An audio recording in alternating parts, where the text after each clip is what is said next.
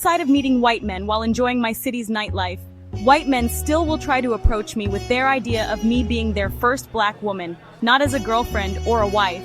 They have thoughts of having sex with me. Many black women before me did not have the option to say no to white men when they viewed them as a sex object. Sarah Bartman in the 19th century was lied to by white Europeans. She was promised an education in Europe and a safe return home to Africa. Sarah Bartman lived the last years of her life being put on display because of her large brown ass and her large brown breasts. She was fondled by the highest-paying white customers. Sarah Bartman was forced into prostitution and died in 1815 at the age of 26. People suspect she died of many sexual diseases the European men gave her. Her genitals were put on display in Paris until 2002. At times when I am amongst white men, I feel like Sarah Bartman. I feel like their secret obsession with my melanin aids in them looking at me for only pleasure.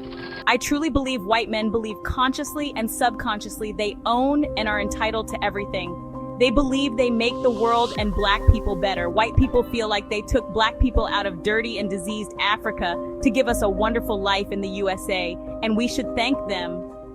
In their feeling of ownership, I notice when they have spoken to me, the thought of being offensive or disrespectful is far from their mind. Being so comfortable around me, some white men have shared with me their real opinion of black women. Many people reading this might say, not all white men are the same. True, the small percentage of white men can meet a black woman and fall head over heels for her. He can possibly love her for her character and not for the excitement of being bare skin to skin with her blackness.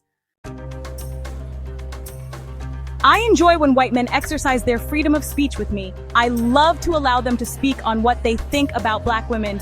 I like to listen to their experiences of dating black women. Let me add this important information. I have talked to hundreds of white men from all around the world. Many have shared with me how it turns them on to see their white skin on their penis moving in and out of a black woman's vagina. I notice most conversations with the white men I have had over the years was centered on sex. They would start the conversation about sex with black women. I would take mental notes. Most white men I have spoken with say they love black women. I wonder to myself if this white man in front of me might have had 1 to 3 marriages. Why were none of his ex-wives black women? He did say he loved black women. Some white men I have spoken with haven't even had a black girlfriend. I have come to realize some white men do not love black women, but they love to have sex with black women.